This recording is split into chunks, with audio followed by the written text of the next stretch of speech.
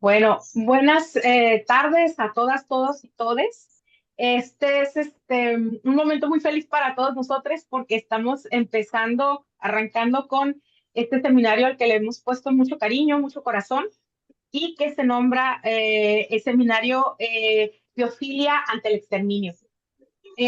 Estamos aquí acompañándole su servidora Kenny Herrera y la mastermind del proyecto Paolo Valle, que queremos como contextualizar y explicar de dónde surge la idea, cómo es que quisimos empezar a hacerla. Entonces, este seminario que hoy arrancamos nace de un proyecto de investigación que Paolo Valle gesta en su cabeza hermosa y loca, y que se llama Biofilia frente al exterminio. Y este proyecto es un proyecto de investigación que busca analizar las violencias en las que vivimos, pero desde el punto de vista de la esperanza. Es decir, de maneras en las que los cuidados, el tejer las relaciones entre nosotros puede ser un antídoto, una manera de contrarrestar la violencia en la que vivimos, ¿no? Entonces se analizan las prácticas de siembra, de cuidados, de la contemplación de la naturaleza y nuestro lugar dentro de ella, para poder enfrentar la violencia social. Entonces, este proyecto tiene diferentes etapas, ¿no? Tiene una primera etapa en la que de manera colectiva pensamos juntas, juntes, sobre conceptos centrales que nos invitan a pensar en la posibilidad de la vida, en la afirmación de la vida, a pesar del genocidio, del juvenicidio, del ecocidio en el que estamos inmersas. Entonces, vamos a explorar de la mano de excelentes ponentes conceptos como biofilia, como amor revolucionario, como pedagogías de la esperanza, como prácticas de reexistencia, es decir, propuestas que autores y autoras nos han brindado para pensar en las posibilidades de sobrevivencia, ¿no? Entonces, esta primera etapa de construir un argumento teórico, un aparato crítico que sostenga la investigación, después va a proseguir con el trabajo en jardines de memoria, es decir, el trabajo que ya familiares de desaparecidos están llevando a cabo en sus localidades para construir espacios de conmemoración, espacios de reflexión y espacios de paz, ¿no? Frente a la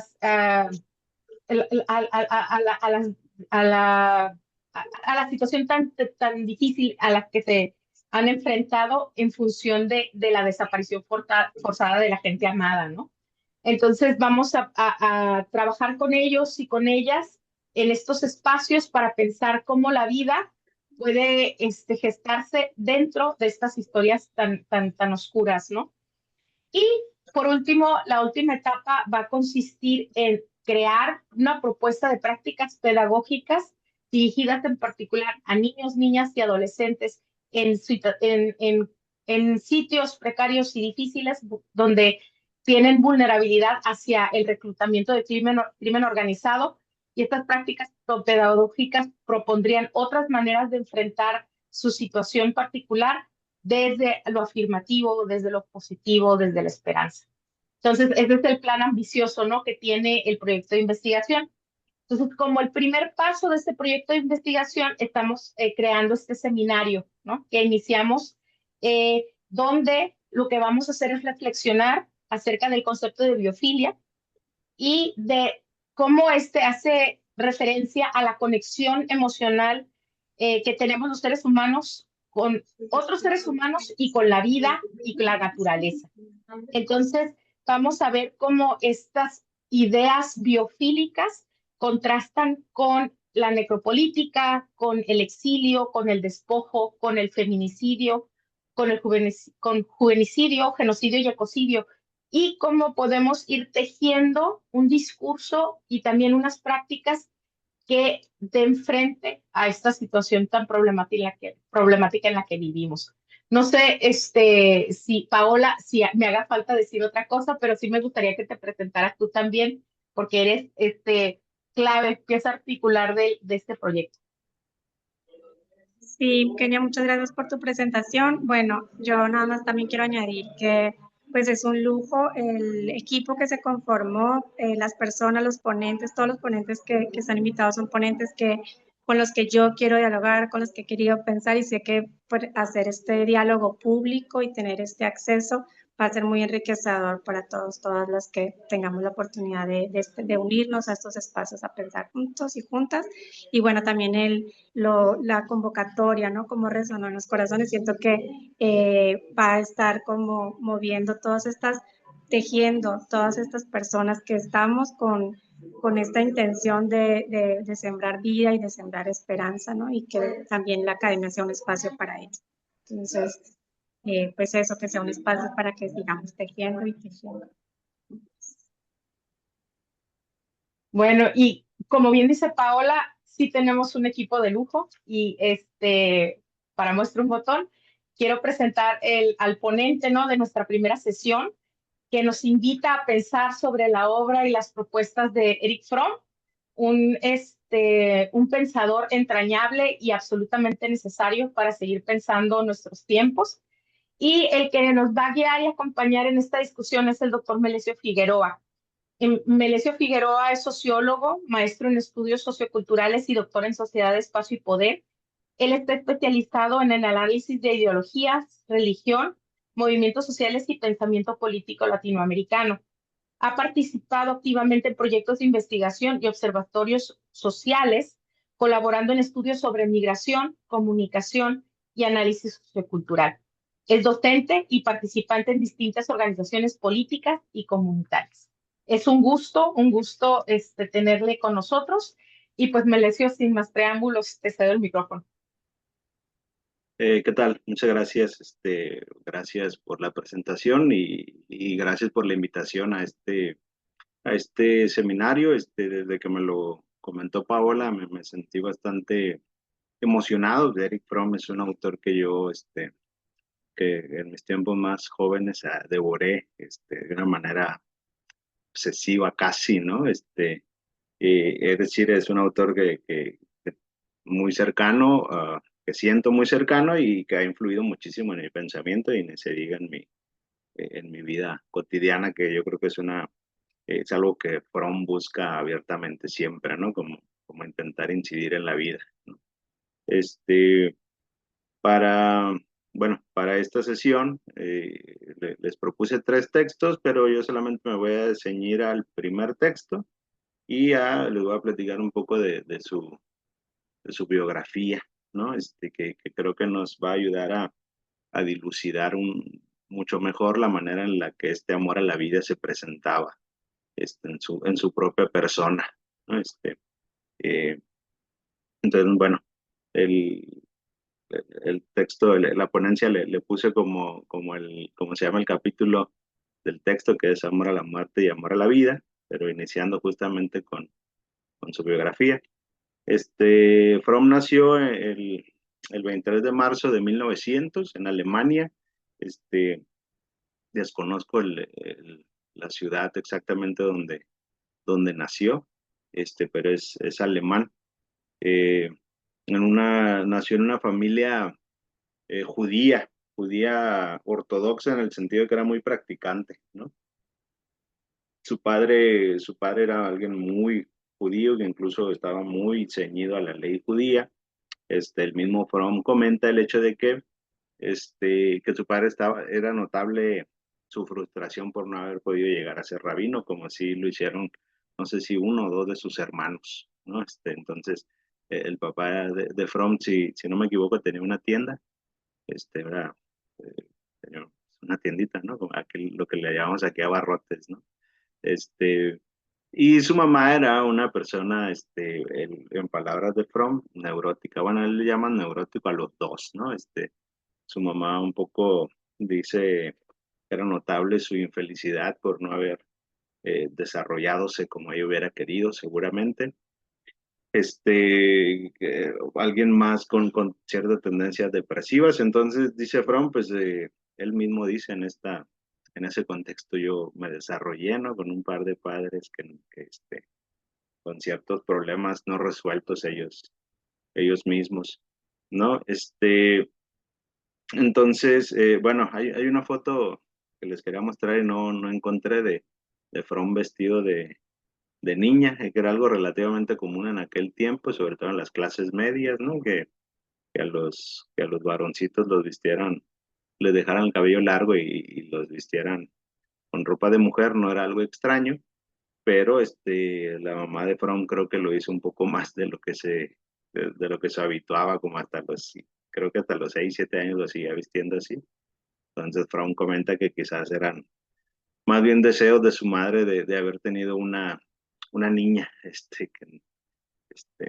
entonces, bueno, eso, y la foto no la encontré en internet, está bastante curiosa.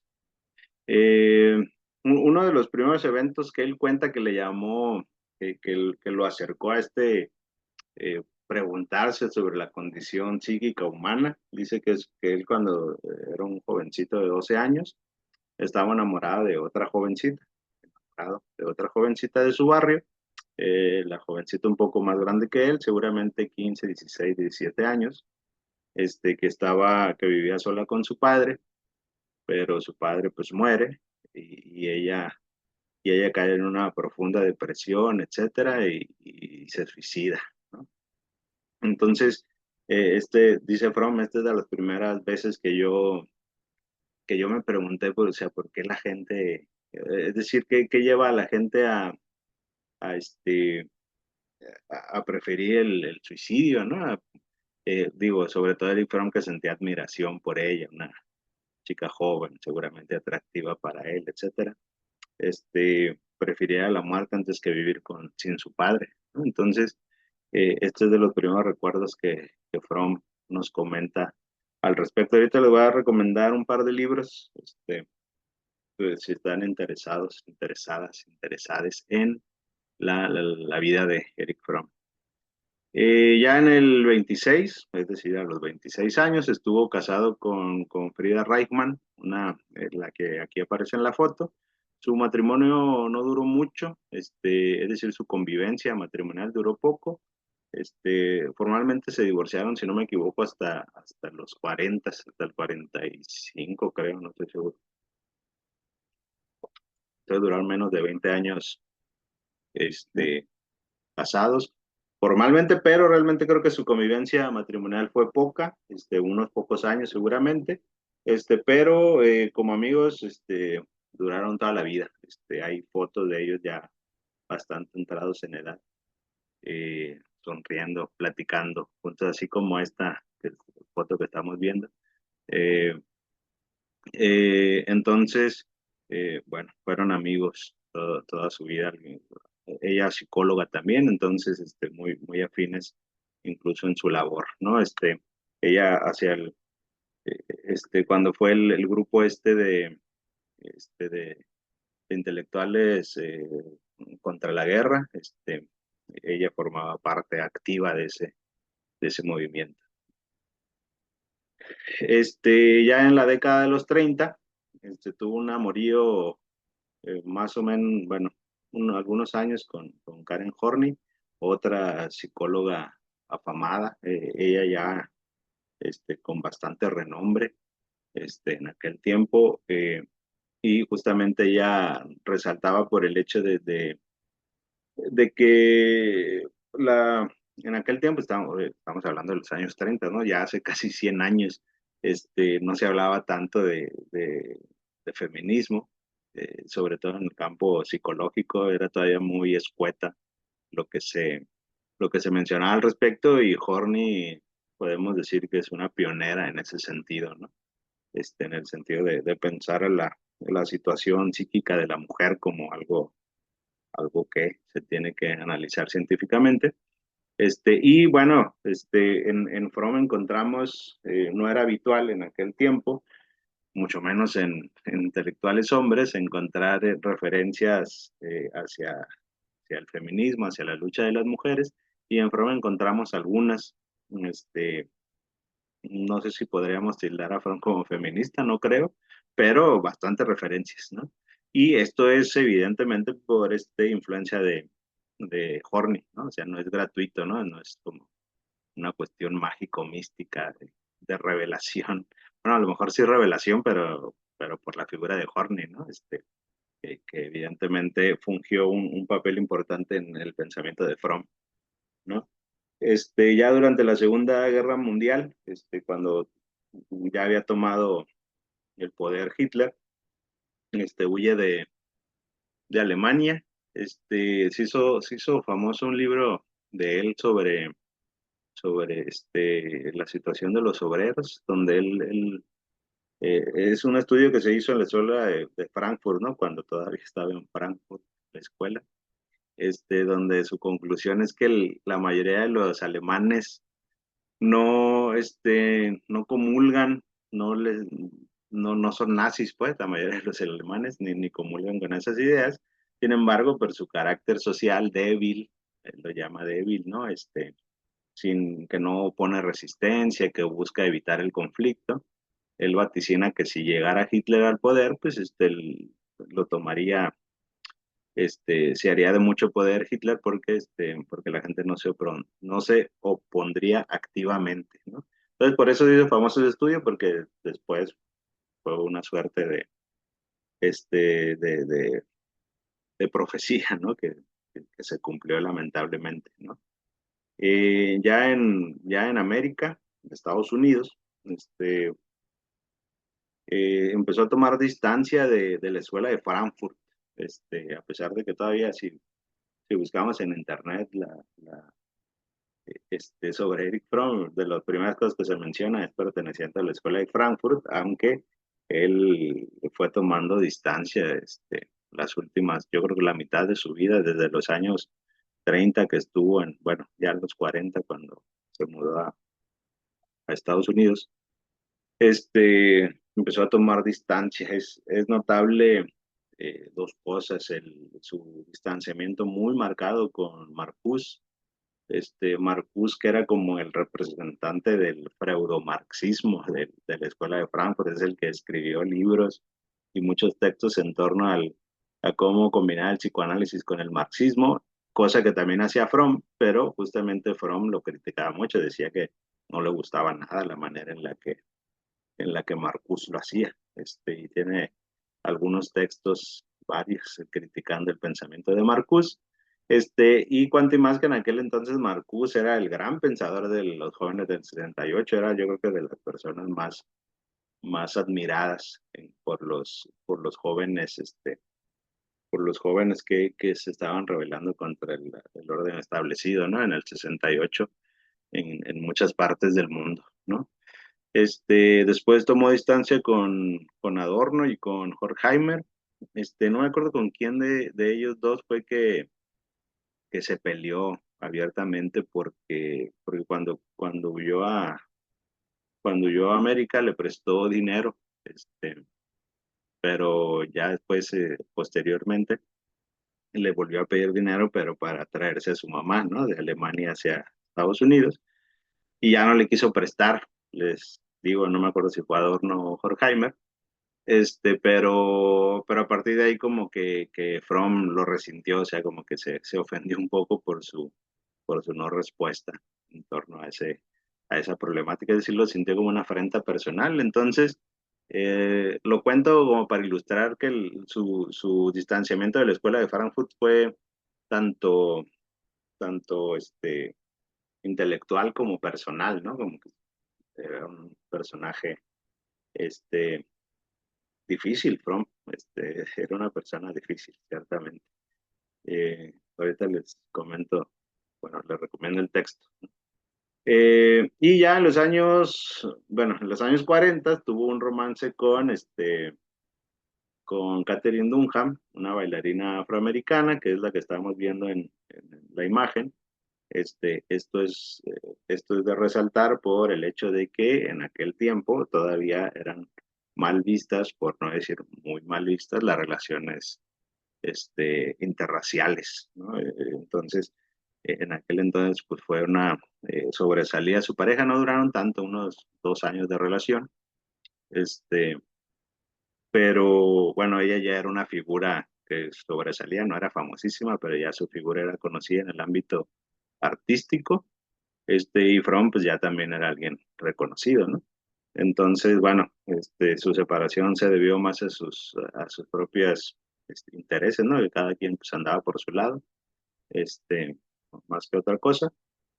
Pero bueno, aquí se muestra cómo Fromm era, siempre era como en sus propias relaciones resultaba quien un poco fuera del molde, ¿no? Algo que no mencioné es que tanto, no sé el caso de Catherine, pero en cuanto a Frida, su esposa, y Karen Horney, ambas eran mayores que él, así que le sacaban, y no 1 o 2 años, creo que le sacaban 5, 6, o más años, ¿no? Entonces, pues, tenía relaciones también con mujeres mayores, ¿ok?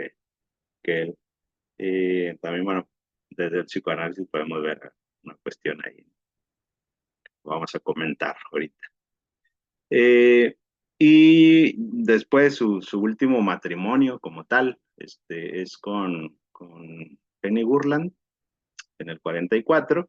Jenny Gurland ya tenía padecimientos mentales cuando se casa con Fromm, desde muy joven, que fueron acentuados por su vivencia en la Segunda Guerra Mundial. Ella participó en activo en la resistencia contra los nazis, pero después huyó. Quizás ubican quizás ubican a Walter Benjamin. Bueno, él intentó huir a Estados Unidos, pero lo interceptan en España, el gobierno franquista. Le da mucho terror y se suicida en España, ¿no? Bueno, una de las que lo acompañaba era Jenny Gurland. De hecho, bueno, se cuenta que su carta de suicidio, pues sí, de suicidio, se la da a Jenny.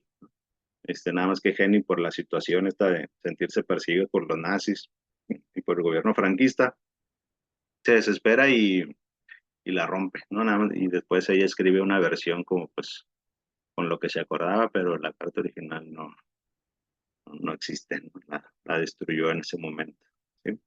Y justamente por los padecimientos de Jenny, es que los médicos le recomiendan mudarse a México, específicamente a Cuernavaca, por una cuestión de salud.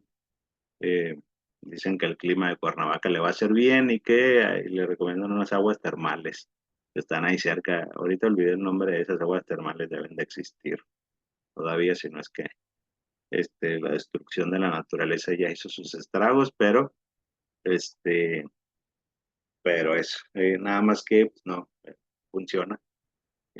No le funciona y se suicida eh, en, en el 52. Bueno, lo que se cuenta es que Eric Fromm la encuentra muerta en la bañera. Todo apunta a que fue un suicidio por sobredosis de medicamentos, aunque se especula que podría ser también un ataque al corazón, justamente por los medicamentos que utilizaba. Pero bueno, siendo realistas, pues se apunta más bien al suicidio. Aún así se queda viviendo en México, por un par de décadas todavía, solamente que pasa largos periodos en Suiza. Se va 1 mes, 2 meses a Suiza hasta que se va a vivir definitivamente allá en el 74, es decir, los últimos más o menos 6 años de su vida los vive en Suiza y por fin muere, al final muere ahí el 18 de marzo, es decir, unos pocos días antes de su cumpleaños número 80. Bueno, aquí podemos notar el hecho de que Fromm vive de 1900 a 1980, justo un periodo para vivir conscientemente 2 guerras mundiales, y otras tantas guerras, ¿no? La guerra de Corea, la guerra de Vietnam, ni se diga la Guerra Fría, que era una guerra psicológica para la población. Entonces, como, bueno, Fromm vivió prácticamente toda su vida en esta situación de emergencia, pues nos habla de, de, de cómo es más sobresaliente todavía su fe por vivir, ¿no? Por la vida propiamente, por luchar por la vida, ¿no? Que no se dejó acarrear por eso. Y bueno, los dos libros que le recomiendo es Las cadenas de la ilusión, que es una autobiografía de Eric Fromm, una autobiografía que no intenta ser exhaustiva, él mismo le llama autobiografía intelectual, nada más como para su acercamiento hacia la psicología y la sociología, ¿no? Es un libro relativamente corto, lo recomiendo bastante, y Los rostros de Eric Fromm, que esta es la mejor biografía que se ha escrito sobre Fromm, a mi gusto, de Lawrence Friedman. Este libro sí es un poco más choncho, deben ser como 600, 700 páginas. Y bueno, ahí nos muestra la figura de Fromm. Yo ahorita se las planteé de una manera un poco idealizada, pero Fromm era un personaje bastante curioso, ¿no? Mucho ego, pero también mucho amor por la vida, un poco de todo, ¿no? Se la recomiendo, es buenísima esa biografía. Yo no soy muy amante de las biografías y esta la leí y no pude parar hasta acabarla. Entonces, bueno, ya entrados en materia, ¿qué llama Fromm la orientación necrófila? Dice, pues hacia grandes rasgos es una fascinación por todo lo que no está vivo, ¿no? Obviamente su expresión más alta es el amor a la muerte, ¿no? A matar, ¿sí? Pero pues, no es tan sencillo, ¿no? Eric Fromm polariza en cierto sentido, pero él no se está refiriendo tanto a que pues nada más amen la muerte y ya. Entonces, una cuestión de amar la muerte, lo marchitado, las heces, pero las enfermedades, los cadáveres, ¿no? Como cierto, un acercamiento, notable hacia esos temas, ¿no? Pero también dice algo que caracteriza al necrófilo es que viven en el pasado, ¿no? Que sienten que el pasado siempre fue mejor, que sienten que lo anterior era bueno y lo actual es malo o está mal encaminado, ¿sí? También que son más sentimentales. Aquí Trump se está refiriendo más a sensibleros, ¿no? Como que las pasiones son las que dominan su vida, es decir, solo pueden actuar en torno a estar es decir, solo cuando están enojados actúan o cuando sienten mucha pasión, mucho amor, actúan, es decir, sus actos provienen de sus sentimientos y eso dice Fromm, pues, pues bueno, ¿no? Que solamente los sentimientos guíen toda tu vida. Y pues un gusto por el orden y la ley, ¿no? Una fascinación porque las cosas se hagan como se tienen que hacer, ¿no? Mucho, mucho ordenamiento, es decir, lo que quiere decir aquí Fromm es el hecho de que les apasiona más seguir leyes que los objetivos que persiguen esas leyes, ¿no? Y les importan las leyes, no tanto la justicia, ¿no? Entonces, eso, ¿no? Y en términos generales, pues solamente distingue dos formas de vivir, la de dominar y ser dominado, ¿no? El, en español, en México tenemos la ley de Herodes, ¿no? O chingas o te jodes, ¿no? Pues es más o menos esa visión, de que el que no te está, o sea, como que ven que todas las personas, si no te están haciendo caso, te están engañando, ¿no? O sea, como que tú tienes que ordenarle a la otra persona porque si no, siempre sospechas de que la otra persona te quiere engañar, quiere abusar de ti, etcétera, ¿no? Entonces, siempre quiere estar uno dominando. Este, obviamente dice Fromm, esto puede tener su versión contraria, ¿no? La del masoquismo, ¿no? La de querer siempre ser dominado y que no, su vida no tenga sentido más que siguiendo reglas, etcétera, ¿no? Así como que sienta cierta fascinación justamente en ser dominado siempre. Bueno, le recomiendo, en torno a eso, le recomiendo libro de Anatomía de la Destructividad Humana, que es donde más sucintamente habla de la necrofilia, de la agresividad y todo eso. Es un libro bastante grande. Y ahí tiene por eso pongo la imagen aquí de Hitler y de Himmler, bueno, porque el punto más alto de la necrofilia conocido por la historia humana, pues son este par de personajes. Y en ese libro tiene una biografía, un análisis biográfico de Himmler, ¿no? Como que resulta bastante interesante porque de Hitler se ha escrito muchísimo, de Himmler también, pero pues, no tanto, ¿no? Evidentemente. Entonces, bueno, si les interesa el tema, se lo recomiendo. El necrófilo, déjame moverle aquí. El necrófilo desea convertirlo orgánico en inorgánico, las personas en cosas, es decir, que le interesa la vida en cuanto a que puede dominarla, ¿no? Como ya dije, y qué mejor manera de dominarla que transformarla en máquinas, en números, en sucesos, ¿no? En pura descripción, ¿sí? Les pongo aquí el ejemplo de la película de Ex Machina, ¿no?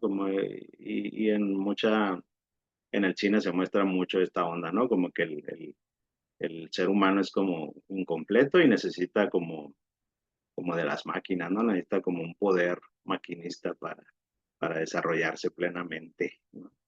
Entonces, eso. Y más o menos así lo ve eh, el, el autor. Eh, y solo se relaciona con lo que posee. Si pierde su posición, pues pierde su sentido de vida, ¿no? Es decir, las cosas le interesan en cuanto que le sirven, ¿sí? Servir en el sentido amplio, ¿no? Que son sus siervos, pues. Las personas como servidumbre y las cosas, pues, como utilitaria, ¿no? Eh, entonces, y justamente entonces, si se habla mal de su posición, si se le quita su posición, si se le quita su posición como dominador, pues sienten que pierde su vida. Hay mucha gente que, no, por ejemplo, los trabajos donde no tienen subordinados, pues les parecen, eh, no les llama nada la atención, ¿no? Siempre tienen que tener como, es lo que les apasiona, ¿no? Subordinar a alguien, ¿no? Cuando estaba preparando ese tema, recordé que, bueno, bueno, se me vino a la mente el hecho de que quizás el mayor ejemplo de necrofilia, de alguien necrófilo que tenemos en México es Felipe Calderón, ¿no? Que, bueno, poco hay que explicar en torno a que quizás el periodo más oscuro recientemente de la historia mexicana, pues haya sido provocado por él, la guerra contra el narco, etcétera. No se necesita demasiada explicación a eso. Pero también hay un par de ejemplos, no sé si recuerdan hace unos años, y bueno, cada tanto se vuelve a viralizar un clip donde él habla, no me acuerdo si es una reunión, una cumbre de algo, lo que sea, ¿no? Donde él habla de cuál es el negocio de la droga,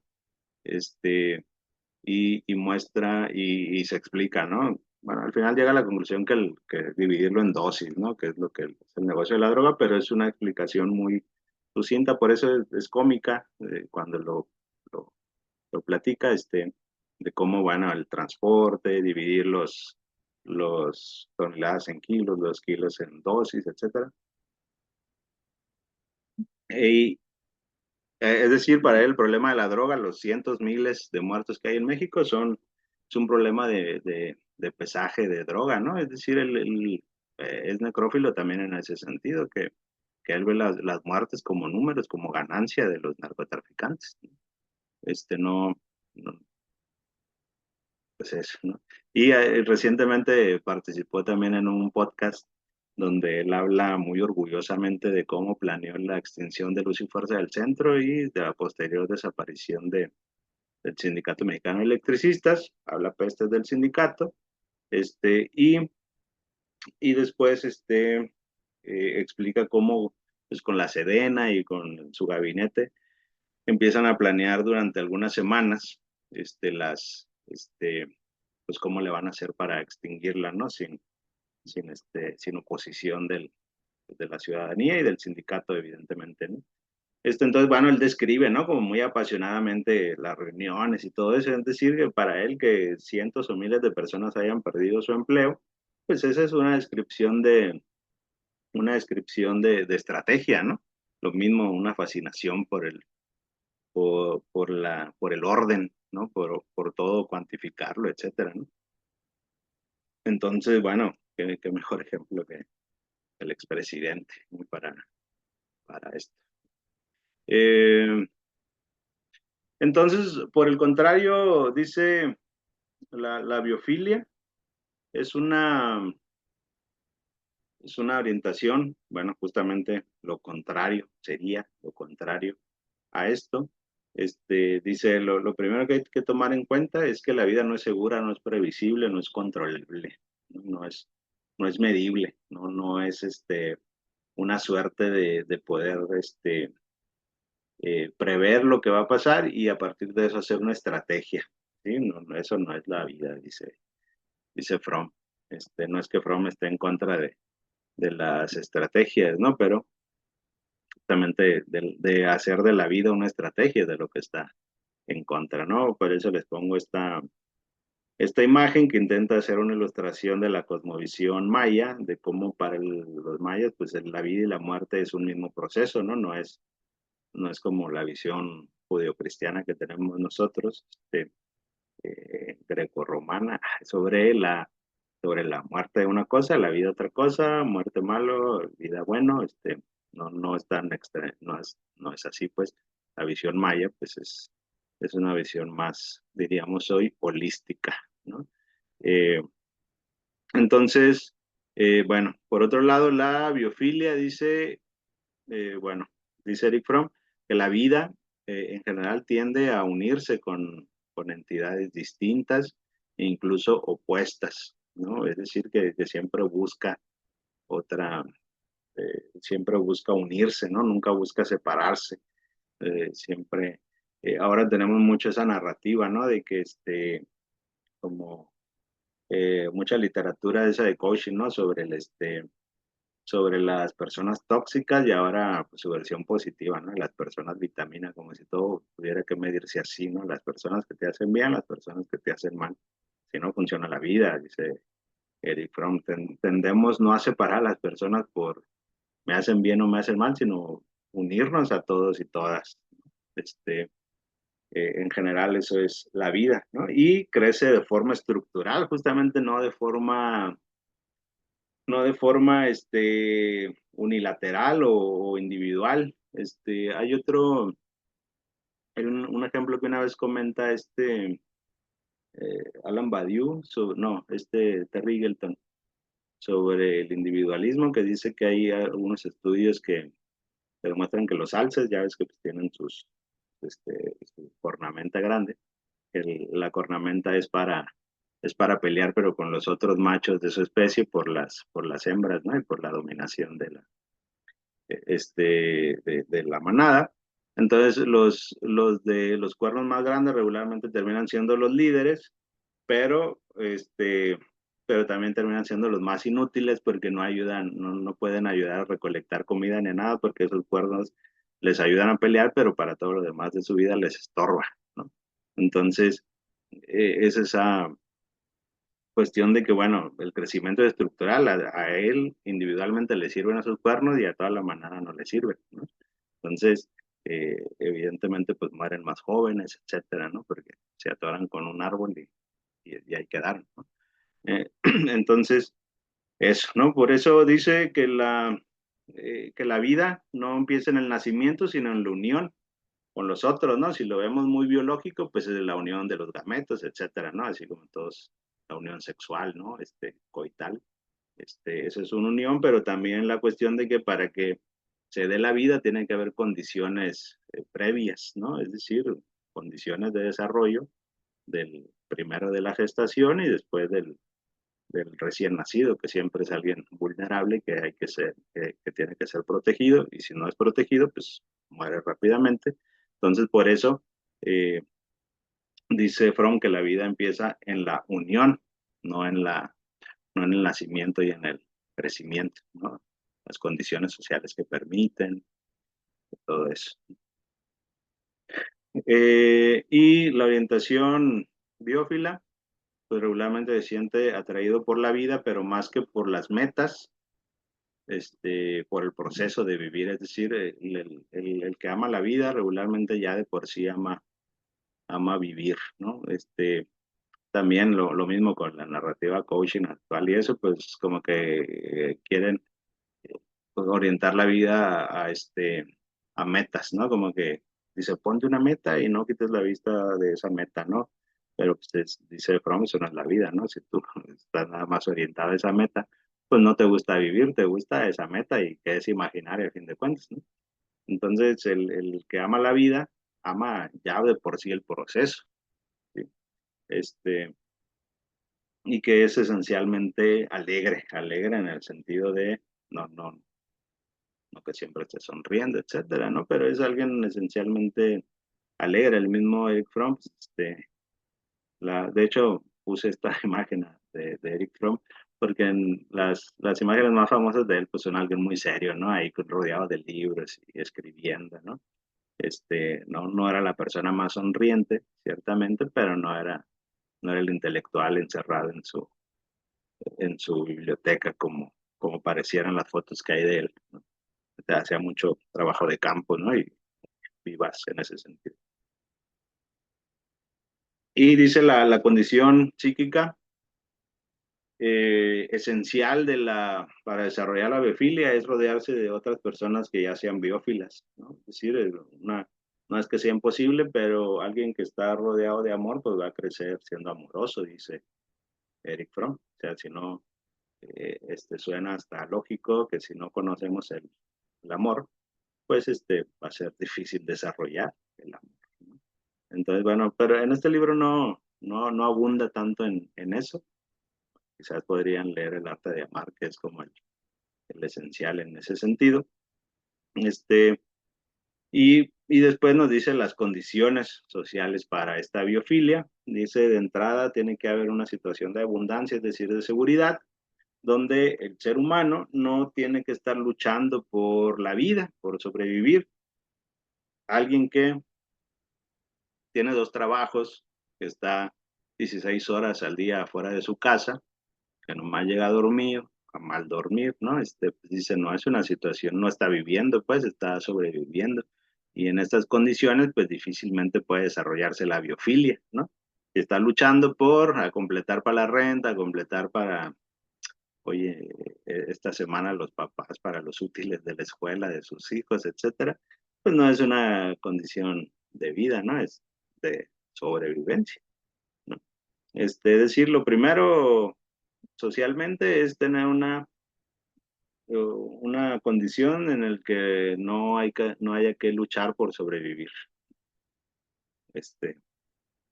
Lo segundo es la abolición de la injusticia, es decir, la justicia, eh, donde el ser humano sea el fin para sí mismo, ¿no? No para alguien más, ¿no? No hacer, dice Fromm, no hacer montañas, bueno, no lo dice así, pues insinúa, no hacer montañas de dinero para alguien más, ¿no? Sino desarrollarnos plenamente, ¿no? Como personas, que lo que hagamos nos estimule y que no sea, pues, objetivos que no son para nuestra vida, ¿no? Sino para hacer montañas de dinero para alguien más, diría otro escritor. Y por último, una situación de libertad, pero dice Eric Fromm, la única libertad que conocemos del capitalismo pues, es la libertad de hacer dinero, y más o menos, ¿no? Algunos, no todos. Pero dice la verdadera libertad es la libertad para crear, para construir, para aventurarse, para admirar. Nos podemos poner a pensar lo poco común que son estas cuestiones, ¿no? Ahorita no hay tiempo de aventurarse o de admirar, por ejemplo, porque no, si uno está harto de su trabajo, pues no puede renunciar tan fácilmente porque está pagando su casa, pagando la renta, etcétera, ¿no? Entonces, así como una situación de aventura, pues no, prácticamente imposible, ¿no? O muy poco tiempo, no, un fin de semana al año, ¿no? Puede salir uno de aventura, ¿no? Y para admirar, pues no hay tiempo para admirar, ¿no? No admira ni cuando sale a la calle admira, ¿no? Porque pues tiene que estar pendiente de los semáforos y así cuando uno está manejando, ¿no? Este, pendiente del reloj, si vas en el transporte público para llegar a tiempo y que no te quiten los vales, ¿no? O que te dejen entrar al salón de clases. Entonces, pues tiempo para admirar no hay demasiado, ¿no? Y hace falta, dice, una situación de libertad, para poder desarrollar la biofilia, ¿no? Entonces, ya para terminar, él dice que ¿qué caracteriza la biofilia ya como experiencia humana, ¿no? Como cuestión concreta. Dice, la cuestión es que las personas hoy en día se sienten atraídos por la muerte porque no hay opciones verdaderamente de vivir. Es decir, se sienten atraídos algunos por el narcotráfico, porque bueno, el narcotráfico les ofrece, no es ni siquiera que se los cumpla, vivir bien unos pocos meses. Yo veo ahora como mis alumnos pues son como más laxos para bromear sobre la muerte, ¿no? Como sobre suicidarse y esas cosas, ¿no? Como, pues sí, porque no hay seguridad de nada, ¿no? Ya ni la universidad, ya ni tener una carrera universitaria asegura trabajo, nada, ¿no? Entonces, bueno, si la vida no tiene por dónde, pues la muerte parece llamativa, ¿no? Dice Eric Fromm. Y dice Eric Fromm, la vida se observa y se vive a través de manifestaciones individuales. En este punto se refiere al hecho de que no es en elucubraciones, etcétera, sino propiamente en vivencias. Todos podemos recordar eventos que en ese momento parecían pequeños que marcaron nuestra vida de manera positiva, ¿no? Pues alguien que se quedó a esperarte, se quedó contigo mientras tú esperabas el camión, ¿no? Es un gesto bonito, alguien que compró un pequeño dulce para ti. A veces recordamos más esos gestos porque son gestos amorosos, ¿no? No, es decir, a eso se refiere Fromm. La vida se vive y se observa, la biofilia, en manifestaciones individuales y pequeñas, ¿no? Y tampoco hay que buscarla en cuestiones así como macro, etcétera, ¿no? Es decir, que nosotros podemos tener experiencias de vida bastante biófilas, ¿no? Y otra cuestión es dejar de cosificar la vida, ¿no? En el sentido de querer todo cuantificar, mecanizar, intelectualizar, ¿no? Todo lo medimos en base a cuánto dinero vamos a ganar de ello, cuánta prestigio, cuánta fama nos va a dar, qué tan reconocidos vamos a ser, etcétera, ¿no? Que nos va a dejar, ¿no? Ahora, eso, lo que les dije hace rato, ¿no? ¿Qué me puede aportar esa persona, ¿no? Como todo queremos extraer de esa persona, pues eso no es la vida, dice, eso es cosificarla, ¿sí? Eso es cosificar la vida, ¿no? La cuantificamos, ¿no? ¿Qué amistad me conviene más, esta o esta? Pues es cuantificar, ¿no? Este, y si queremos apostarle a la biofilia, pues debemos de abandonar ese tipo de pensamientos. Y bueno, por mi parte es todo. Muchas gracias. Y bueno, estamos para comentar esta situación. Muchas gracias, Alessio, por esta excelente exposición, porque nos compartes pues estas ideas tan sugerentes y tan necesarias de Fromm, que a pesar del tiempo siguen siendo vigentes, ¿no? Entonces, después de esta presentación, lo que pasaríamos pues es a una discusión para ver qué provocaciones, qué reflexiones surgen a partir de lo discutido en esta plática. Muchas gracias. No, gracias a ustedes. Ganado por su época, lo siento mucho, pero se queda mucho en lo dicotómico de lo bien y el mal, de las pulsiones, de los impulsos, y sigue dejando mucho peso sobre la figura femenina como este arquetipo, ¿no? Y no como un rol que se juega socialmente. Y no explora más a fondo eso, pero digo, tiene que ver con su época y tiene que ver con con la escuela del psicoanálisis, que aunque le alegue mucho a Freud, se parece a Freud porque reduce a un tema de dos cosas, porque incluso lo llama él mismo, la persistencia del autor, yo lo noté haciendo como de reducir a dicotomías lo que en realidad es un espectro, y le llama perversión a esta mezcla de la vida y la muerte, porque son lo mismo, pues, vienen adosados así desde su fundación. Y sé que se le falta porque en el tema, por ejemplo, del aborto, a veces la muerte es la respuesta que nos lleva a permanecer con vida. Cuando, como mencionaba el doctor Melesio, cuando la seguridad, la justicia y la libertad, que son condiciones en las que la mayoría vivimos, no están presentes. Entonces la muerte surge como una forma de resistencia. No quiere decir que seamos enteramente necrofílicos, pero a veces se abraza la idea de la muerte como un respiro y de lo insoportable que puede ser la existencia, ¿no? Que es algo como, es un tema que es a través del capitalismo y no tiene otra, no tiene como que otra fuente. No que no haya malestares fuera del capitalismo, no los hubiera antes, pero esta potencialidad en la que paradójicamente surge la vida, porque el consumo desmedido del autocuidado, el ignorar las noticias, el ignorar lo que pasa con el mundo, en mi barrio, en mi ciudad, por puro autocuidado, que es un tema delicado porque yo trabajo en esa área, ¿no? Pero aún así es el que tanto esto de autocuidado es en realidad necrofilia y que tanto de lo que hablamos de necrofilia es una pulsión hacia la vida, pues. Ujú. Entonces me quedo así como con eso, te digo, está como que al revés al principio y al final y así, pero eso sería todo. Gracias.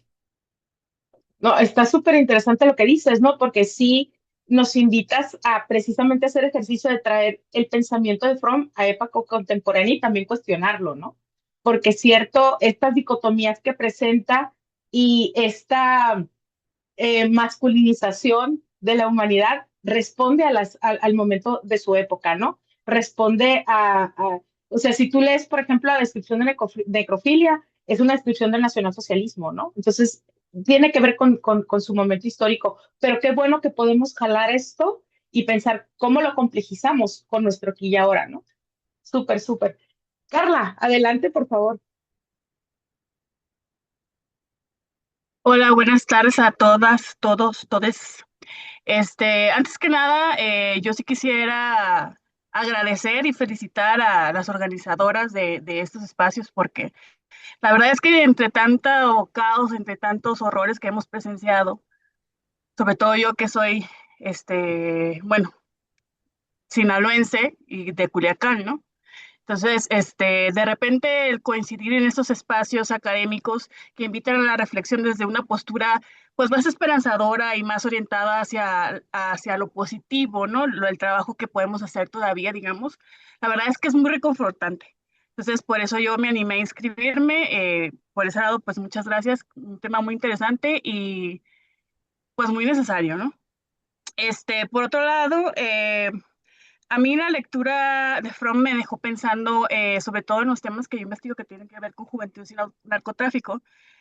Y me dejó la duda, este, que sí quisiera como que lanzarla pues para todas, todos, todes, de si estamos viviendo actualmente en una coyuntura necrófila, ¿no?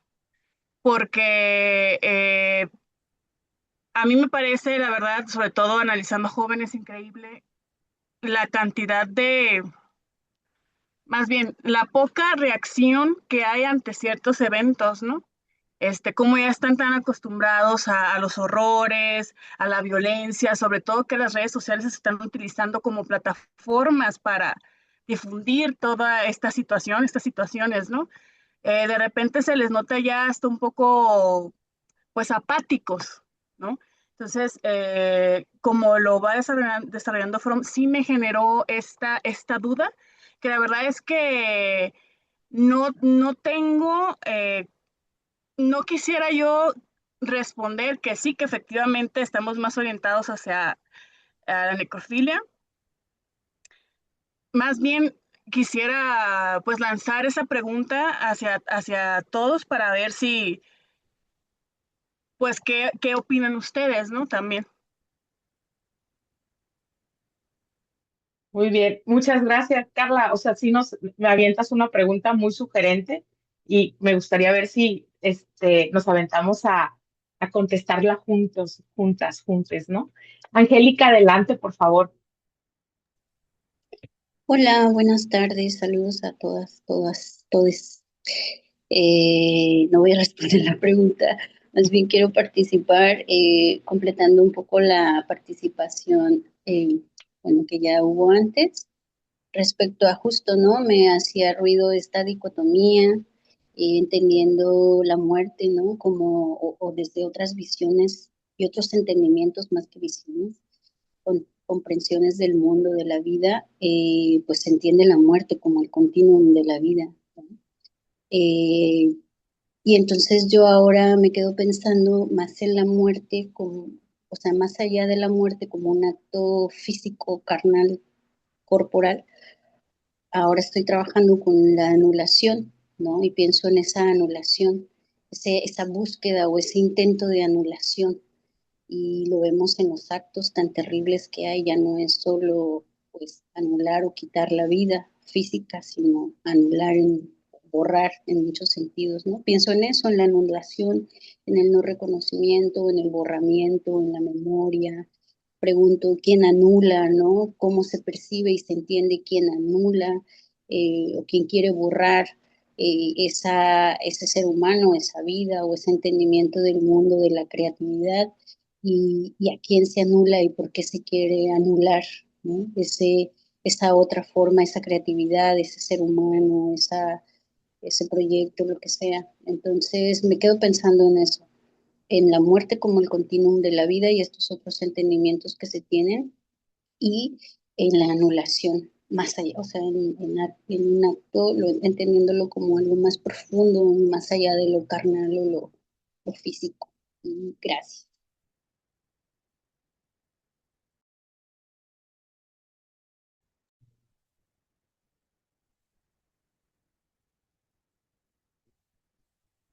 No sé si ya me escuchan. Desgraciadamente se fue el audio de mis audífonos, pero espero que ya me puedan oír. ¿Sí? Sí. Cool. Muy bien, ya los escucho ustedes también. Ni modo, que se entere toda la escuela. Ya no voy a usar audífonos. Entonces, me quedé casi con lo último, Angélica, pero estoy totalmente de acuerdo contigo, ¿no? Eh, no solamente ahora la muerte, sino es el borramiento de la existencia, ¿no? La desecración del cuerpo, la anulación la negación de la existencia, ¿no? Entonces, sí son cosas muy complejas con las que tenemos que estar lidiando y creo que es importante reconocerlo para no hablar de la biofilia como algo sonriente y positivo y con arcoíris, ¿no? Le estamos hablando desde aquí, ¿no? Entonces, excelente aportación. Adriana, por favor. Hola, hola, ¿qué tal a todos? Creo que tengo problemas con mi cámara porque no se ve, pero ¿sí me escuchan? Sí, listo. Bueno, yo pensaba mucho justo en esta dicotomía, ¿no? De la vida, de la muerte, y me preguntaba un poco en torno a la pregunta anterior, ¿qué tanto en este contexto que estamos viviendo, ¿no? Como dice la compañera de Sinaloa, qué tanto en este contexto de violencias múltiples, ¿no? Que se agudizan, que se traslapan, ¿no? Que cada vez son más visibles y cada vez están más expuestas en el espacio público, qué tanto podemos, ¿no? Optar por la biofilia y desde dónde también, ¿no? Amamos la vida, ¿no? Creo que esa es una pregunta que a mí me hace muchísimo ruido y bueno, tampoco tengo la respuesta, pero pensando un poco, ¿no? en el texto y en lo que compartíamos ahorita, vino a mi mente Butler, ¿no?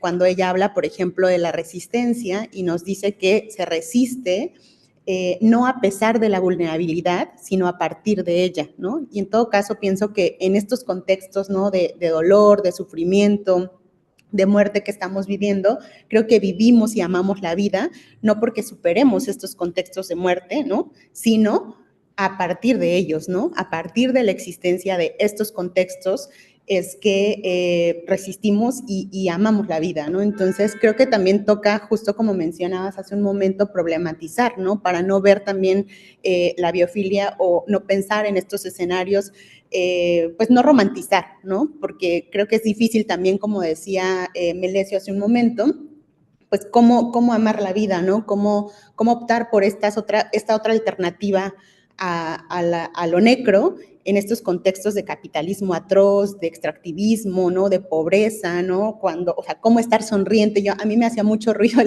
el título, el texto, porque decía, de pronto como que sentía así como pedradonas, ¿no? Porque sí, porque yo leía el texto y decía, es que yo soy una persona que sonríe poco, por ejemplo, ¿no? Y me pensaba, pero bueno, es que ¿por qué sonrío poco, no? Y entonces venían a mi mente un montón de recuerdos de mi infancia, de lo que me ha tocado vivir y de lo que me ha tocado resistir. Y entonces, bueno, creo que toca también un poco problematizar y cuestionar, ¿no? Este concepto y pensarlo en su relación, ¿no? Con su contraparte. Eso. Gracias. Muchas gracias, Adriana. Y sí, creo que también nos invitas a que pensemos estos temas que vamos a estar tocando en esta sesión y en las siguientes, no de manera simplista, ¿no? Sino en la complejidad que implican, ¿no? Y con las dificultades que implican, ¿no? A veces, ser alegre no es como suficiente, ¿no? Y aparte, instruirnos a ser alegres como a veces lo hacen en el capitalismo, pues tampoco es suficiente. César, te cedo la palabra y después sigues tú, Vladimir. ¿Qué tal? Buenas tardes. Dando un poco también continuidad como a la idea de la dicotomía que también me estuvo haciendo como mucho ruido durante el texto, me hacía pensar justo un poco qué personas tenemos derecho a ser biofílicos. Eh, o sea, porque empieza a hablar como de las condiciones que tiene que ver con la seguridad y la libertad. Entonces empezaba como a detenerme a reconocer que estas condiciones, pues hay grupos que tienen más acceso, ¿no? A tener una seguridad alimentaria, a tener libertad creativa, ¿no? A sentirse creadores. ¿Cómo sentirte creador en un contexto en el cual somos oprimidos, en el cual vivimos en condiciones de desigualdad social, ¿no? Pareciera que como lo está describiendo, había momentos donde me conectaba a pensar como si solo un grupo específico. Y cuando dice que los biofilios una de sus características es que se rodea de otros seres iguales a él como seres de luz. Entonces justo ahí me hizo pensar como esta como separatividad, como si la persona que es biofilia o biofílica solo se puede juntar con estas otras personas o va a buscar estas otras personas para relacionarse. Entonces implica como como lo describe, implica que él se siente separado de los demás, ¿no? Entonces eso es lo que a mí me hacía como pensar si es una especie de estado clasista o separatista, ¿no? Y al mismo tiempo, si hay formas de que esta biofilia se desarrolle en la colectividad, porque él lo habla como de un proceso muy personal, singular, y si no fuera si existiría formas o procesos en el que la biofilia en realidad solo se pueda dar en el acto de amor de colectividad, ¿no? Y ya, como si no fueras, si ese proceso no se podía dar individual, sino que forzosamente tuviera que ser colectivo, es lo que yo iba como imaginándome, pero al parecer era como al revés, como algo muy individual. Y bueno, hasta ahí. Muchas gracias. Muchas gracias, César. Quisiera como, a lo mejor, Melissa, que guardemos esta pregunta antes de pasarle la palabra a Vladimir, porque también acá en el chat estoy viendo algunas preguntas dirigidas hacia ti. Sería interesante como abordar lo que dice César, escuchar a Vladimir y después decirte otras preguntas que aquí leo, ¿no? Entonces, Vladi, por favor, adelante. Hola, ¿qué tal, bandita? Bueno, pues realmente aquí una aportación igual es sumarme a todo el esfuerzo que hicieron posible para realmente pues llevar a cabo esto, ¿no? Me imagino que debe ser complejo reunir a bastantes personas afines y de repente con tantas actividades, creo que es de verdad muchas gracias por encontrar ese espacio. Aquí mi aportación, a partir de este ejercicio que nos comenta, pues, el doctor Venecio, pues básicamente me quedo con un par de preguntas, ¿no? Por ejemplo, en este caso de quienes hemos violentado, ¿no? Porque pues obviamente a veces lo vemos desde una figura optimista. Bueno, primero iniciaría, ¿no? Por ejemplo, a veces a mí me pueden caracterizar como una persona optimista, pero también es entender de dónde viene ese optimismo, ¿no? Porque si no, justo como decían, sería romantizar la idea de la biofilia y pues obviamente queríamos un ejercicio muy banal tal vez y no crítico como se espera. Entonces, por ejemplo, en este ejercicio a la inversa, ¿no? De cuando alguien ha sido violento, cuando alguien ha violentado, cuando alguien genera este tipo, creo que también a la viceversa, porque si no, obviamente se excluye, ¿no? Se excluye y obviamente ya no hay una aportación significativa por ejemplo, no hay personas quienes ahorita están en contextos penitenciarios y pues solamente no sé si en algún momento de su vida tomaron una acción, desde quitar una vida, etcétera, bla, bla, bla, pues obviamente ya no son las mismas personas, ¿no? Pero pues obviamente no están aquí, por ejemplo, en estos talleres donde ellos puedan participar. Entonces creo que también sería muy interesante, ¿no? Tal vez retomar esos testimonios porque veo aquí que hay muchas personas quienes han hecho intervención en diferentes espacios y creo que estaría también muy, muy, muy genial hacer un puente también en el ejercicio del classroom. No sé si se está dando a entender mi idea, aprovechar nuestras experiencias, esa riqueza, para no nada más también quedarnos con esta idea nosotros, porque pues nosotros hablamos desde la resistencia, desde la parte crítica, pero también qué pasa con el otro lado, ¿no? Entonces más bien iba por ahí, no sé si se entiende muy, muy, muy clara mi idea, pero era esa aportación, ¿no? En eso me quedo pensando, y pues igual agradecer por este seminario, de verdad, qué genial ver a muchas caras aquí, reconocidas. Gracias. Muchas gracias, Vladimir. Melesio, te quiero leer una pregunta que nos comparte Adriana Costa. Y ella dice, doctor Melesio, ¿cuál es su análisis desde la perspectiva de Fromm respecto a la expansión del conservadurismo actual, que tiene muchos rasgos de orientación necrofílica, y el retroceso de los derechos universales, ¿no? Esa es una pregunta. Y acá tengo otra pregunta que me supongo que está dirigida también a ti, y es de Carla Palazuelos. Dice, ¿existe una razón para iniciar el seminario con lecturas de psicoanálisis? ¿No? Es una duda. Sí, sí. Bueno, muchas gracias. Muy interesantes sus perspectivas. Hay algunas cosas que evidentemente yo no había previsto. Algunos comentarios muy interesantes. También he estado checando ahí el chat. Si quiero responder unos pocos puntos, de los primeros, pues yo dije en algo corridos, a lo mejor me traicionó el inconsciente, pero toda la música habla de muerte, ¿no? Esta, incluso la música romántica, ¿no? Si no tengo tu amor me muero, ¿no? Si no posees, no vives. Y la, el rock, que quizás lo que más escucho, pues me voy a morir en la fiesta, ¿no? Entonces, bueno, efectivamente no es una cuestión de género, pues, de género musical. Este, algo muy mencionado sobre la dicotomía es algo que se le critica mucho a Eric Fromme, que tiene una visión muy dicotómica de casi todo lo que habla. El amor, el odio, la vida, la muerte, comunismo, capitalismo, socialismo. Yo creo aquí, abogado del diablo, me va a tocar defender a Fromm. Creo que lo hace más por una cuestión de entendimiento, de llegar a un público más amplio que pueda diferenciar los conceptos de los que se habla y con eso sacrifica un poco de profundidad. Creo que él lo hace conscientemente. Uno de los textos, el más corto, pertenece a Ética y Psicoanálisis, se le puso en español ese libro. Ahí hace un análisis mucho más profundo de qué es el carácter del ser humano. Entonces, si les interesa la cuestión, pues obviamente él no ve como que o eres necrófilo o eres biófilo, ¿no? Entonces, ese libro profundiza muchísimo más en su perspectiva de la psique humana, ¿no? Entonces, bueno, es un librito que les puedo recomendar, ¿no? Creo que esto del conservadurismo, creo que va más o menos ligado a la idea que nos planteaba Angélica, la cuestión de la anulación. Eh, el conservadurismo ahorita se presenta como una reacción, ¿no? Es decir, cuando ha ganado terreno el feminismo y todas sus vertientes y ha ganado cierto terreno la izquierda en América Latina otra vez en esta década, pues aparece esta reacción, los que hablan de que los comunistas, porque dicen, ¿no? Los comunistas es lo peor que nos ha pasado, las feminazis, etcétera, ¿no? Es decir, que el conservadurismo se vuelve esta reacción.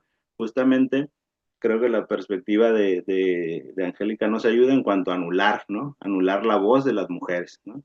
Las mujeres están ganando terreno, pero no se lo merecen, ¿no? Porque esto y porque lo otro, ¿no? Dicen, o ahora un un machismo exacerbado, ¿no? Que dicen ahí algunas palabras rimbombantes. Estoy pensando en los influencers, así, estilo el Temachi y eso. En Estados Unidos hay otro más horrible, pero se me fue el nombre ahorita, por suerte. Este, pero que, bueno, exacerban como esta idea de la masculinidad, ¿no? Pero como intentando rescatarla, ¿no? Porque se sienten aludidos. Entonces yo veo ahora, quizás podríamos verlo con un poco de esperanza, obviamente sin dejar de despreciar este conservadurismo, en el sentido de que el conservadurismo están haciendo porque sentían que estaban perdiendo terreno, que estas ideas conservadoras estaban perdiendo terreno, entonces se necesita una defensa férrea, ¿no? Es decir, esto no es etapista, ¿no? No es como la biofilia va a ganar terreno cada vez más, sino que nosotros tenemos que luchar por la biofilia, ¿no? Evidentemente no matando, ¿no? Sería como un despropósito, pero enfrentándose, ¿no? Con estos discursos, pero también con prácticas necrófilas, ¿no? Resistir a esto, ¿no? Entonces, creo que va por ahí el asunto del conservadurismo, de esta anulación de los discursos feministas, del movimiento LGBT, de la nueva izquierda latinoamericana, etcétera, ¿no? Creo que va por ahí el asunto. Conozco algo de la historia de Estados Unidos. Estados Unidos siempre ha sido un país conservador, ¿no? Entonces tampoco es tan, o sea, no es nuevísimo lo que está pasando, ¿no? En cuanto a la pérdida de derechos fundamentales que ya se habían ganado allá, ¿no? Pero resulta menos interesante, ¿no? Eh, Otra cosa que me habían preguntado, bueno, me preguntaron el por qué lecturas de psicoanálisis. Pues eso fue culpa mía. A mí me pidieron lecturas, yo propuse estas. Yo lo que más conozco, es decir, yo soy sociólogo de formación, ¿no? Yo reivindico el psicoanálisis. Hay que entender que yo lo reivindico desde una postura de análisis social, no como una cuestión clínica, porque no conozco nada de clínica. Hay que decir, esa es la acotación que tendría que hacer yo, pero yo leo casi todos los autores que leo, que son pertenecen de alguna manera a la escuela del psicoanálisis, Zizek, ¿no? Que está muy influido por el psicoanálisis lacaniano, Fromm, pues, etcétera. Pero bueno, eso que como un análisis social, ya si hay críticas en torno a la clínica, bueno, esas ya no son conmigo, esas son otras personas que le sepan a eso. Porque creo que el psicoanálisis justamente para mí es la teoría que nos permite hacer puente entre lo psicológico y lo social, por lo menos de las que yo conozco. Es una teoría que nos permite hacer este puente, ¿no? Y Fromm es una de las mejores muestras de esto, ¿no? Como él, en ese capítulo que leímos, pues como él va de lo psíquico a lo social de una manera muy como pez en el agua, ¿no? Aparte que él es psicoanalista y es sociólogo, estudió las dos cosas, ¿no? Entonces, es eso, ¿no? Y por último, nada más responder lo que mencionaba el compañero sobre quién tiene derecho. Efectivamente hay condiciones, hay gente que nace en condiciones que le da más derecho a que su voz sea escuchada y a que eh, este, su amor por la vida sea más fácil de expresar. Habemos muchos otros que el contexto es un poco más complicado, hay que escarbar más, hay que luchar un poco más.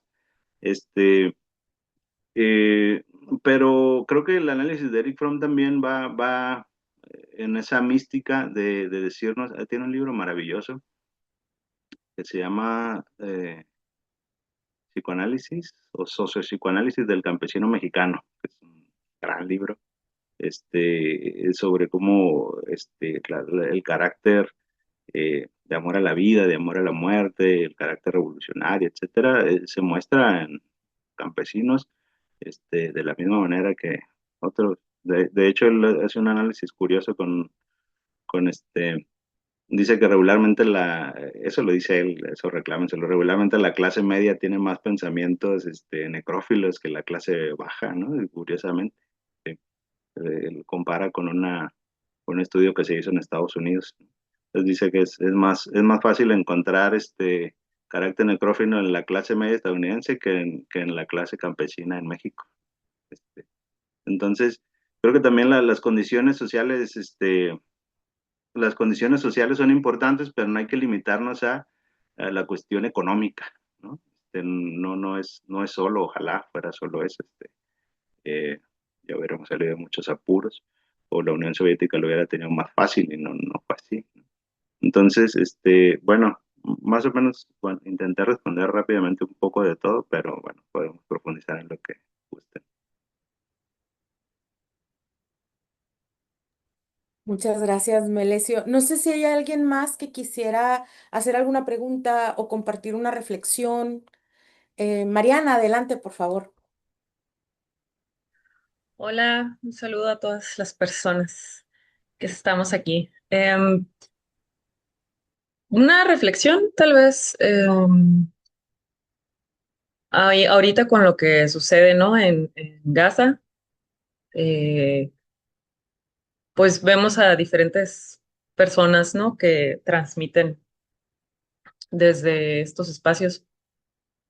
Sigo a un pequeño que tiene un jardín, tiene un huerto ahí en esta situación, ¿no? Y justo ahorita que mencionabas lo del estudio, pues tiene sentido. Bueno, me hace mucho sentido esto de que la clase media suele tener más características necrófilas. Mm, pues es el miedo, ¿no? A perder privilegios. Cuando no tenemos, porque bueno, sé que tenemos privilegios y que por una u otra razón los vamos a tener siempre algunos, em, pero en nuestros momentos como más, ¿cómo podría decirlo? Vulnerables, también me voy a esta imagen, ¿no? De este pequeño que en situación tan vulnerable, aún así tiene estas conductas biofílicas. O sea, el chavito está cultivando y eso le da alegría, ¿no? Le da felicidad. Entonces, creo que en nuestros momentos más vulnerables es cuando tenemos más capacidad de crear. Um, no, obviamente no es en todos los casos, es una generalización, pero creo que es algo que se puede rescatar tal vez y a lo mejor reflexionar en torno a ello. Cuando hemos estado en crisis, ¿no? Pues simplemente el ejemplo más obvio, la pandemia. Pues muchos sacamos muchas capacidades que no conocíamos, ¿no? De nosotros mismos, creamos y entendimos a esta biofilia. Y pues nada, eso era como lo que quería, de lo que estaba escuchando y así, ¿no? Como rescatar y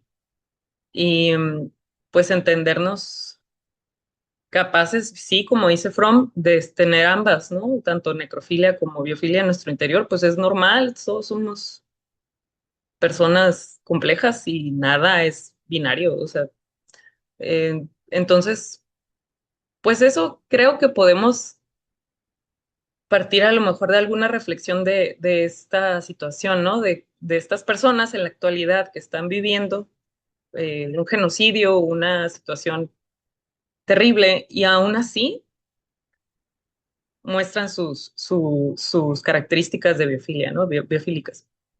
Entonces, pues nada, esa era el comentario que quería hacer. Gracias. Muchas gracias. Fíjate que ahorita que lo comentas así como rapidito, hoy precisamente leí una nota que me conmovió mucho, ¿no? De uno de los tantos campamentos que hay ahorita en Gaza y estaba un profesor de música, reunió a los niños y les estaba dando como clases de música. Entonces, lo que está haciendo es que integran el sonido de los drones y de los misiles a la Mm, canción. ¿No?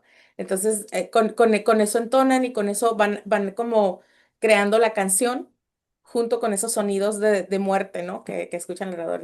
Mira, lo cuento y ya se me enchinó la piel. Pero bueno, muchas gracias.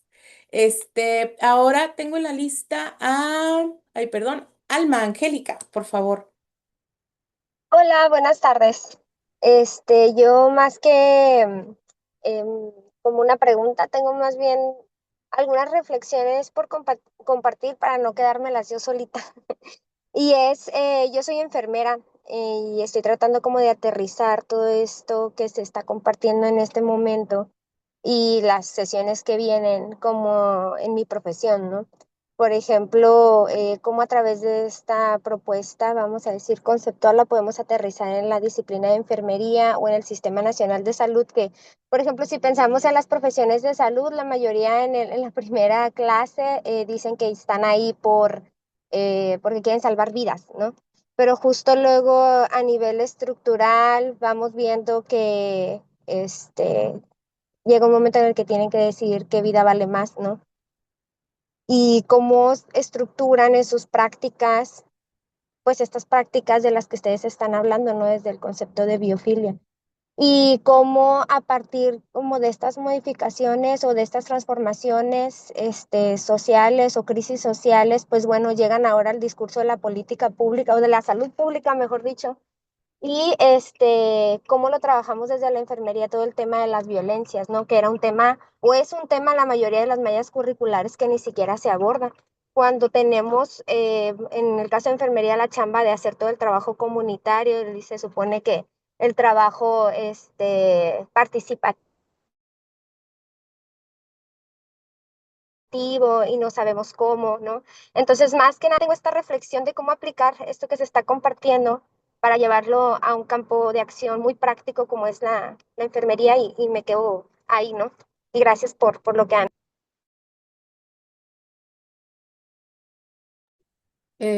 Muchas gracias, Alma. Sí, bueno, es el reto de todas y todos y todes aquí, ¿no? ¿Quién nos manda a meternos aquí? Porque es el reto de pensar cómo podemos traducirlo a acciones, ¿no? A cosas bien prácticas desde nuestras trincheras, desde nuestros lugares de trabajo, ¿no? Tengo Valeria, perdón, la mano levanta y después Ernesto. Y si no hay alguien ahí que quiera participar, Lidy, se te puedo ceder la voz de nuevo. Entonces, Valeria, por favor. Sí, no prendo mi cámara porque mi internet está un poco inestable, pero también me gustaría compartir unas reflexiones acerca de la lectura y también darles las gracias por este espacio. Es mi primer seminario meramente de ciencias sociales. Yo soy oceanóloga, entonces como que para mí el leer esta lectura pues sí estuvo súper interesante y también de todos los comentarios que han compartido, porque cuando lo iba leyendo yo me centré más en esta parte de que decía, ¿no? Que es como el aspecto más positivo, que la materia tiene la tendencia a integrar y a unir, ¿no? Entonces, viéndola desde la onda de ecosistema, me viene mucho el pensar también en la ecología profunda, ¿no? En donde pues el ser humano en armonía está en armonía con el medio, ¿no? Entonces como que ver también esta parte de que la vida pues es unión, ¿no? Y esta unión pues sí puede ser a través de alguna crisis, ¿no? Como lo que ahorita está sucediendo en todo el mundo, no nada más socialmente, sino pues hablemos de aquellos que todavía no tienen voz, ¿no? Que son los seres sintientes, ¿no? Animales, flores que ahorita también están sufriendo el cambio climático. Y una de las cosas que a mí me ha gustado trabajar en alguna de las comunidades que voy es llevar las ondas de cultura para poder como dar estos gestos de esperanza a las comunidades que lo viven día a día, ¿no? O sea, me llegó muchísimo esto que comentaban del campesino mexicano, porque yo lo veo como en los pescadores, ¿no? Por ejemplo, acá, pues el día a día ellos cuidan sus recursos, ¿no? Son responsables de lo que viven, ¿no? Pero ¿qué pasa cuando de repente ya hablamos como de poder, ¿no? Y llegan estos, pues megaproyectos, ¿no? Que están como atentando a no nada más a ellos, ¿no? Sino también a sus modos de vida, ¿no? Entonces, pues me quedo como reflexionando muchas cosas desde lo que conozco, ¿no? O sea, también cuestiones, pues sí, desde la ecología profunda, pero también un poco más prácticas, ¿no? Y como decían esto, ¿no? Cómo poderlo llevarlo a la vida diaria, ¿no? Desde cada uno de sus trincheras. Entonces, pues me gustó mucho la lectura y me quedo así muchísimas cosas que seguir pensando, pero pues gracias por el espacio. No, gracias a ti, Valeria. Y de hecho, qué bueno que traes esto a colación y qué bueno que vienes de un campo diferente a las ciencias sociales, igual que Alma, ¿no? Porque nos ayudan a ver como el ver el tema tan profundo, tan complejo, desde otras miradas, ¿no? Porque hablar de biofilia no es nada más como la relación entre humanos, es la relación con la tierra, es la relación con otros seres sintientes, ¿no? Entonces, ¿cómo podemos llevar eso a nuestros espacios tan situados y tan específicos, ¿no? Entonces, ese es el reto, pero creo que ese es el espacio para aprender entre todos, ¿no? Y eso es lo bonito que queremos ir tejiendo.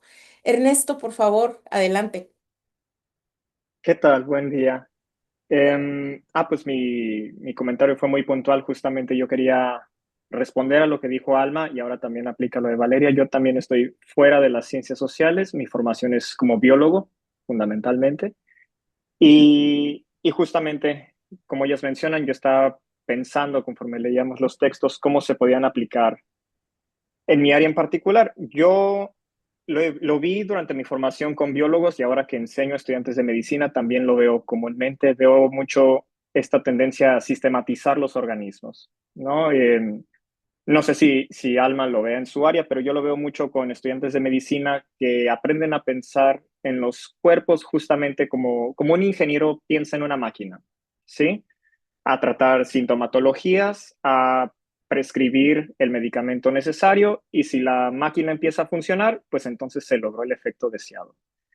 Y justamente creo que esto así como menciona Fromm y así como se ha discutido aquí, nos desensibiliza en cierta manera a la manera en la que nos acercamos a los organismos. Mi primer acercamiento a este concepto de biofilia justamente no fue a través de Fromm. En biología hay un entomólogo, ya falleció, que se llamaba Edward Wilson, y él toma este concepto de biofilia de Fromm y lo aplica justamente a lo que menciona Kenia, a esta fuerza que nos acerca a los organismos, esta tendencia que tenemos hacia la naturaleza. Y entonces pienso mucho en justamente este concepto de biofilia más allá como esta separación entre necrofilia y biofilia, pero propiamente cómo nos vamos separando, alienándonos en esa manera de nuestro contexto natural y empezamos a pensar en el dolor, en los organismos, no solo en los humanos, pero también en roedores, en cualquier forma de animal, eh, como en conceptos utilitarios, básicamente. Sí, y esa era la aportación que quería hacer. Muchas gracias, Ernesto. Sí, sí, estoy totalmente de acuerdo, ¿no? Y ojalá que en futuras sesiones vayamos abonando y construyendo para ver estas miradas complejas, ¿no? Para hacer estos rizomas, ¿no? Donde estemos en contacto con nuestras diferentes saberes y poder aprender unos de otros, ¿no? Excelente. No sé si hay alguien más que quiera participar. Si no, Lidis, te daría la palabra. Adelante. Mira, vas a tener Bueno, chance de dos. gracias. Pues también soy oceanóloga, ¿no? Entonces los empecé a escuchar y me emocioné muchísimo. Yo quisiera compartir brevemente una anécdota. Estamos trabajando en el pabellón oncopediátrico del Hospital General. Desde hace tiempo, con la pandemia tuvimos que parar, ahora estamos de nuevo ahí. Y recuerdo muy bien lo que nos comentó el doctor Ornelas, que es el que dirige ese espacio para niños con cáncer. Él decía, lo primero que tenemos que entender es que no son el cáncer, son niños, ¿no? Y llevamos ahí estos talleres de arte y al final de ese proceso, del último que tuvimos, él nos comentó algo que para mí es como una clave, ¿no? De lo que puede hacer, no nada más el arte, puede ser la agricultura, lo que ustedes quieran, esto de los pescadores y sus hábitos y costumbres. Decía, el arte no va a curarlos del cáncer. O sea, el cáncer está ahí, la quimio y los otros medicamentos, pero a través del arte los niños construyen esperanza, tienen una experiencia de esperanza. Los niños se dan cuenta de que pueden comunicar su experiencia de otras maneras. Y entonces, por ejemplo, tienen visión de futuro, quieren hacer algo, ¿no? tienen una mejor actitud frente a estos terribles tratamientos, hablan con su familia de que están contentos cuando llega el taller. Entonces, para mí, creo que en eso está la resiliencia, ¿no? Como en esta capacidad de compartirnos unos con otros y encontrar estas maneras creativas en que tengamos estas experiencias, ¿no? Como la del niño en Gaza que tiene su hortaliza. Y lo otro con lo que me gustaría ya terminar mi aportación es con esta idea de Maturana de poiesis, ¿no? La capacidad de los seres vivos para ser creativos, para construir redes, para encontrar soluciones. Creo que por ahí es que tendríamos que apostarle, ¿no? Si hablamos de biofilia, eh, tener como, ay, no sé si es que se oye medio místico, pero como esta apostarle, tener confianza en que la vida tiene caminos muy poderosos, ¿no? Y se trata como de facilitar esos caminos. Creo, perdón que sea así medio intensa, pero me emociona mucho todo esto. Muchas gracias. Gracias a ti, Lidice. Tengo aquí una pregunta que me supongo que es para Melesio. Melesio Beatriz García pregunta, ¿cómo explicaría la cultura mexicana desde la época prehispánica? ¿Cómo explicaría la cultura mexicana que desde la época prehispánica tiene esta visión, la necrofilia, como una herramienta para enaltecer la biofilia y crea esta cultura que ha traspasado el tiempo y nos hace tan singulares ante el mundo? Eso es lo que pregunta Beatriz. Y déjame ver, ya sé, nos faltó Maturana. Me da mucho coraje que hasta ahorita lo estamos pensando. Hubiera estado fabuloso. Este, Melesio, adelante, por Sí, favor. justamente por eso puse de ejemplo la imagen esta de la visión de la vida maya, ¿no? Y hay muchas visiones de la vida en México prehispánico, ¿no? Justamente porque es una cuestión que no, es decir, la muerte y la vida son parte del mismo proceso para los mayas, ¿no? No como nosotros que somos herederos de un pensamiento más, lógico, formal de que la muerte ya se acabó, ¿no? Lo bueno es la vida y la vida engrandecerla, ¿no? Pues sí, a nosotros nos llegó la versión del pensamiento, cristiano o griego, ¿no? Pero la peorcita, yo creo que, que nos llegó. Entonces, yo creo que los mayas, pues evidentemente ellos tenían una visión de la vida muchísimo más amplia de la que tenemos nosotros. Incluso digo la peorcita porque en el judaísmo ya estaba incluida esta visión, ¿no? El diablo es el que divide, ¿no? La palabra diablo significa el que divide, ¿no? Entonces, no es tanto el que hace el mal, sino el que divide la vida, ¿no? Entonces, justamente lo podemos hacer esta analogía, ¿no? En cuanto a que a veces antes se quería comparar a Mictlantecutli, ¿no? Era el diablo, pero pues, no, es una visión muy distinta. No es como el malo o algo así, ¿no? Es otro proceso dentro de la vida. Entonces creo que sí nos ayuda a retomar esta visión. Evidentemente, de nuevo, es nuestro contexto. Ellos vivían en un contexto en el que estaban apegados a la naturaleza. Ahorita nosotros prácticamente no estamos apegados a la naturaleza. Mis alumnos, cuando les quiero hablar del problema del agua, les digo, nomás se imaginen cuánta tecnología se necesita para tú caminar 10 pasos y abrir una llave y que ahí salga un chorro de agua, ¿no? Con que ni siquiera visualizamos, estamos tan desapegados de la naturaleza que ya ni visualizamos estos procesos de vida, ¿no? Entonces creo que sí, retomar las ideologías prehispánicas sería muy útil, aunque bueno, el peligro es lo que dice Fromm, ¿no? Que vivir en el pasado también es necrófilo, ¿no? Creer que regresando al pasado ya vamos a ser mejores, pues también es medio, es una tentación, ¿no? Que la que no deberíamos caer tampoco, creo yo. Muchas gracias. No sé si hay alguien más que guste hacer alguna pregunta, aportar algún comentario, proponer alguna reflexión.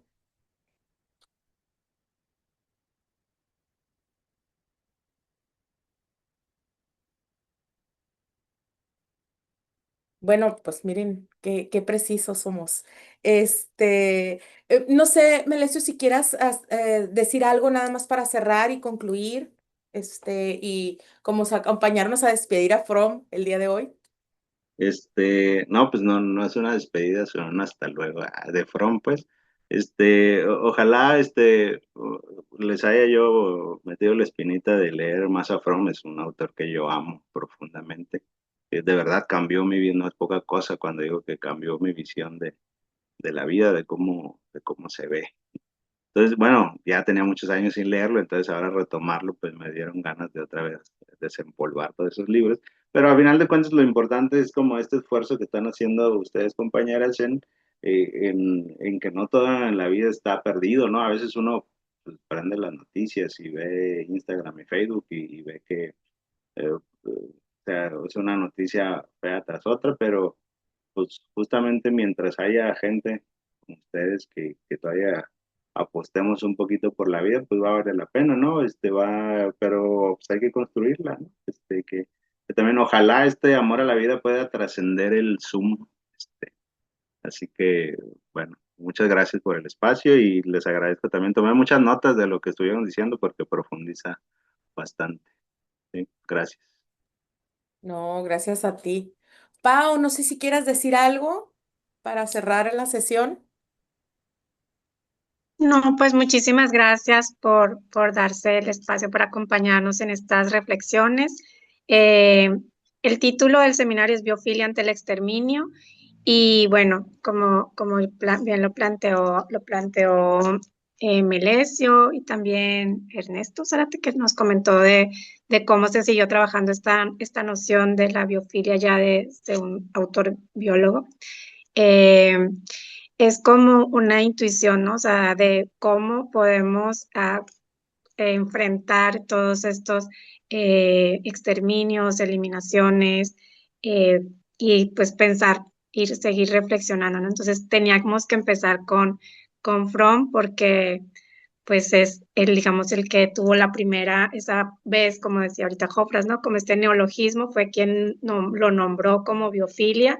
Sin embargo, pues el ejercicio que se invitamos con este seminario es a seguir pensando en cómo actualizamos este concepto y qué usos o qué aporte nos puede dar esta actualización, cómo lo podemos nutrir, ¿no? Con las actuales violencias, pero también con las actuales posibilidades, con los mundos que se están construyendo en este momento, con los retos que estamos enfrentando en este momento. Entonces, pues necesitamos de todas nuestras neuronas allí, así que pues muchísimas gracias por sumarse a este esfuerzo. Y pues me encantó el grupo, me encantó la discusión que tuvimos, el que sea transdisciplinario, de verdad tenemos como mucha riqueza, entonces muchísimas gracias. Pues a mí nada más también me queda agradecerles. Es algo de aquí muy, inspirada, muy emocionada. Me quedo con muchas reflexiones de lo que escuché. Y bueno, Pau y yo nos juntamos, pensamos y nosotros propusimos una serie de autores desde nuestra experiencia, ¿no? Desde nuestras lecturas, desde como los autores que amábamos y nos inspiraban. Pero ciertamente me gusta mucho escuchar, por ejemplo, que nos refieren a Maturana o a otros autores, a Vandana Shiva, que también me encanta y no la pensé, pues, ¿no? Entonces estoy así como reflexionando como también qué bonito que hay muchas más posibilidades de irnos inspirando sobre estos temas. Y bueno, la invitación es a que sigamos aquí, que sigamos en el diálogo, que lo continuemos, que sigamos construyendo. El próximo autor que vamos a revisar es Orlando Falsborda y nos va a acompañar en esa sesión Natalia Carrillo. Creo que va a ser también un diálogo fantástico. Y bueno, ya iremos ahí como tejiendo, encontrando puntos en común, posibilidades, ¿no? Entonces, pues los esperamos el próximo miércoles. Será una alegría otra vez verles y continuar con el diálogo. También, Kenia, Paula, no sé si quieran tomar una fotito de recuerdo, como también puede servir para que nos ubiquemos. Sí, Entonces, quienes quieran prender su cámara, y denme un segundo. Como somos un montón, van a ser 2 páginas de fotos, así que ahí va la primera. Va. 1, 2, 3.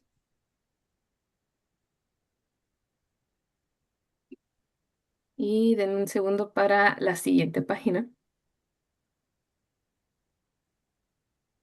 Y listo. 1, 2 y 3.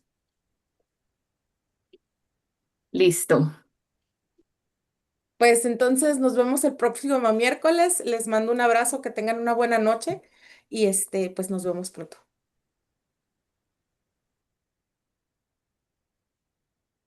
Bye.